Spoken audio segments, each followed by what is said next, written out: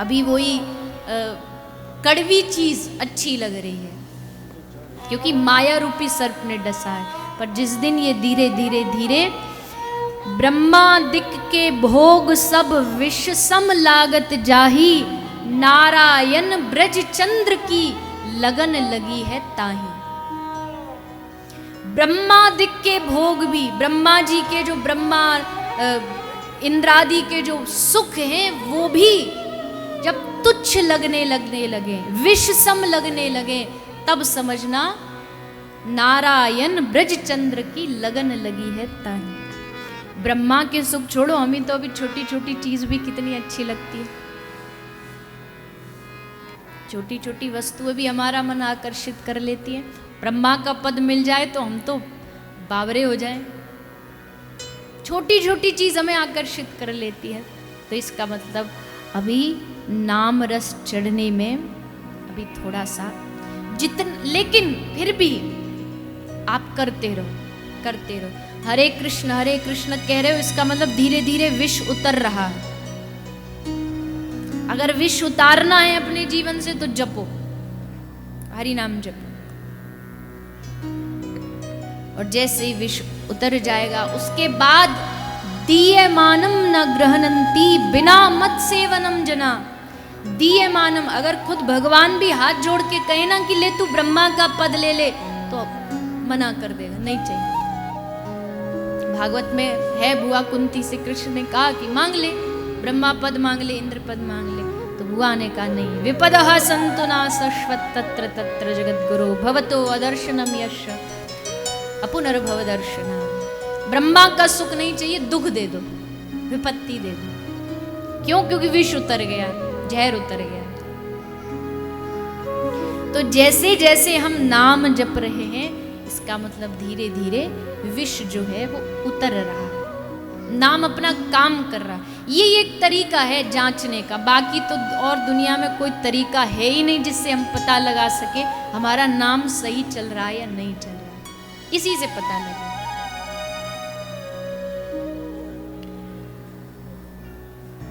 और नाम से तो क्या हो सकता है ये कौन बताए। प्रहलाद जी के लिए भगवान आए। प्रहलाद जी ने तप किया, इतना तप किया, भगवान आए, आकर के कुछ समय के लिए दर्शन देके उपदेश दे करके चले गए। लेकिन कलयुग में देखो, कलयुग में जिन भक्तों ने नाम जप किया, केवल एक बार आके 2-5 मिनट दर्शन दे करके चले गए, ऐसा नहीं है। नामदेव जी को 56 बार भगवान ने आकर के दर्शन दिया। जब नामदेव जी को काम पड़ता भगवान आ जाते। नरसिंह मेहता को 52 बार आकर के भगवान ने दर्शन दिया। क्यों? क्योंकि इन भक्तों ने नाम का आश्रय लिया, इन भक्तों ने नाम को पकड़ा।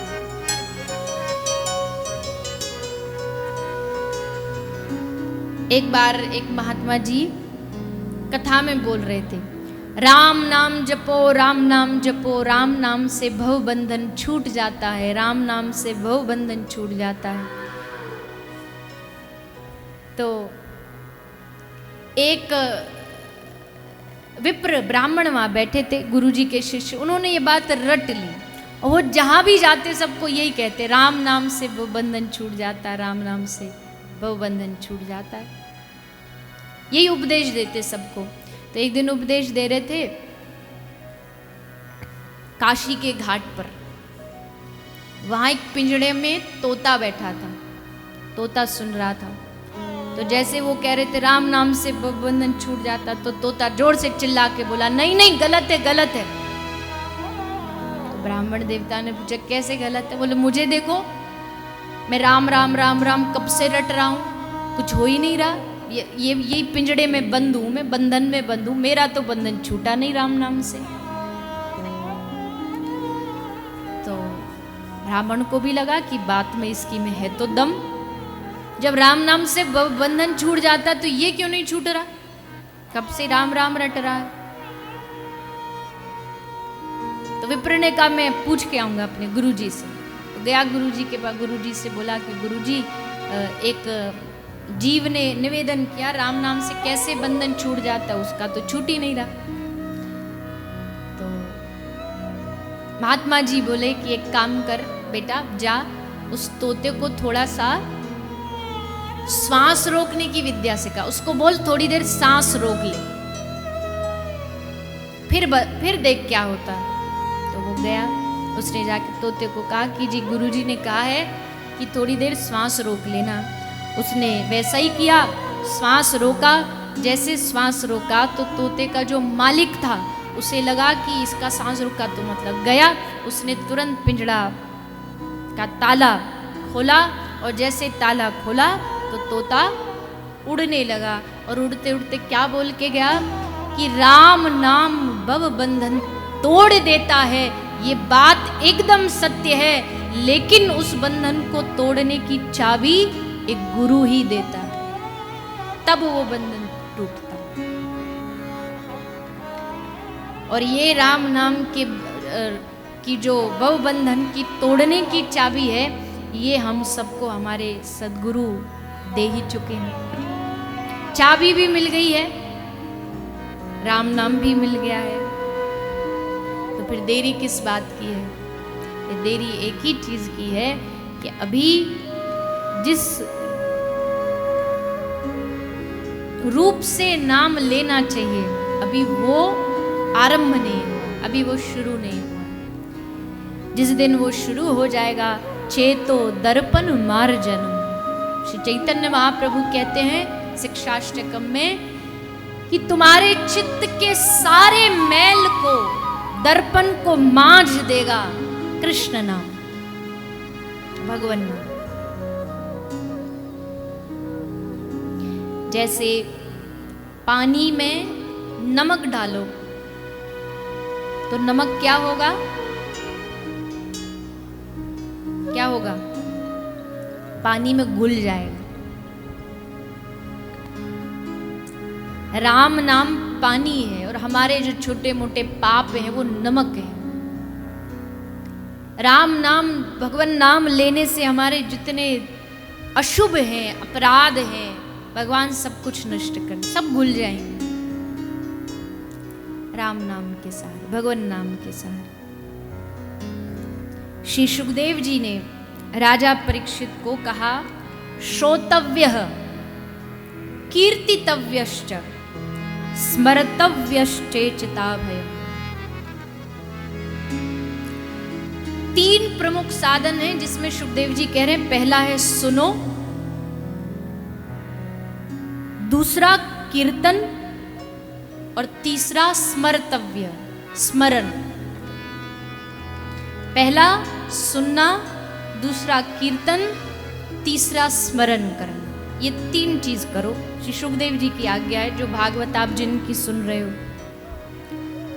श्रोतव्य, सुनो, ज्यादा से ज्यादा सुनो, कीर्तन करो। कीर्तन भी कई प्रकार का होता है, विशेष जो प्रमुख कीर्तन 3 प्रकार का होता है। एक होता है व्यास पद्धति, ये जो आप सुन रहे हो ना, ये भी कीर्तन है। सुनने को भी कीर्तन कहा गया है, इसको व्यास पद्धति का कीर्तन कहते हैं। इसमें सुनना है, भगवान की लीला सुनना है, ये भी कीर्तन है, इसको व्यास पद्धति कहते हैं। दूसरी है नारद पद्धति। नारद पद्धति का कीर्तन क्या है कि केवल सुनना ही नहीं है, मुख से बोलना भी है।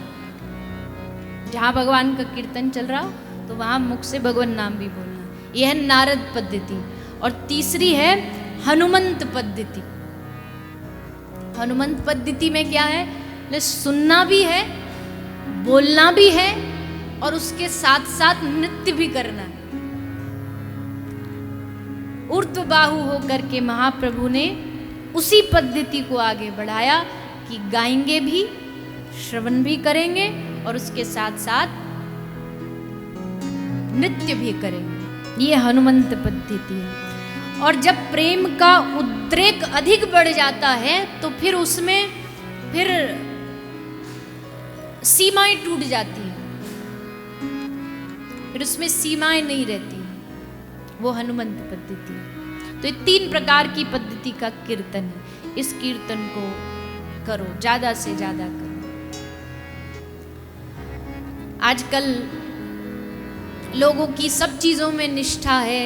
कोई कह दे कि ये काम नहीं बन रहा, दान कर दो, तो हम दान कर देते हैं। कोई कह देता है कि थोड़ा सा तीर्थ कराओ, तो तीर्थ कराते हैं। लेकिन शास्त्र कह रहे हैं कि कोई काम हो लेकिन आपको भगवान नाम कीर्तन नहीं छोड़ना। ये चीज़ हमने छोड़ दी, क्योंकि इसमें समय देना पड़ता है ना, समय देना पड़ता है, मन देना पड़ता है, तो ये हमसे होता नहीं, सो हमने ये छोड़ दी। लेकिन ये सबसे आवश्यक है, सबसे जरूरी है। तो जो कह रहे हैं महापुरुष, वो कहते हैं कि नाम जो है वो चौथा साधन है, कि श्रद्धा से करोगे तो अति आनंद है, पर बगैर श्रद्धा के भी करोगे तो भी नाम हमारा उद्धार करेगा, कल्याण करेगा। और कल्याण ही तो करना, कल्याण ही तो हमारा साधन है। भुक्ति मुक्ति नहीं मांगत केवल, अपनो जान दुलारो किशोरी राधा। सालों के शाष्टी सामुप्य सारुज, ये सब मुक्ति नहीं चाहिए भक्त को। श्रीमद् भागवत के दूसरे स्कंद में स्पष्ट कह दिया, 5 प्रकार की मुक्ति प्रभु नहीं चाहिए। तो फिर क्या चाहिए? कि ऐसी कृपा हो जाए कि करना भी ना पड़े, कोशिश भी ना करनी पड़े, और जिव्या अपने आप कृष्ण कृष्ण राधा राधा कहने लग जाए। सोचिए कितनी अच्छी स्थिति होगी ना वो, जब करना नहीं पड़ेगा। सोच के भी मन एकदम प्रसन्न हो जाता है। ऐसी स्थिति कभी आ जाए कि कोशिश ना करनी पड़े और चलना शुरू हो जाए अपने आप। रात को सो रहे हैं और सोते सोते अचानक से आँख खुले तो सुनाई दे कान में कि मुख से चल रहा है हरे कृष्ण कृष्ण कृष्ण हरे हरे, श्री राधे श्री राधे। सुन के ही कितना अच्छा लगता है। जब हो जाएगा तो सोचिए कितना, कैसे होगा। जिनका ये हो चुका है उन लोगों के चरण पकड़ के बैठ जाए कि जी आप ही कुछ करो हम पर, कि हमारी भी यही स्थिति हो जाए, हमको भी हरि नाम का रंग लग जाए, हमको भी भगवान नाम का रस लग जाए। ऐसा रस चढ़े कि मीरा का है कि सूरदास जी का, धोबिया धोए चाहे सारी उमरिया, शाम पिया मोरी रंग दे चुने। लाख लोग प्रयास करेंगे, जब आप थोड़ा थोड़ा भक्ति में बढ़ोगे तो आपको समझाएंगे, अरे ये सब क्या चक्कर में पड़ रहे हो।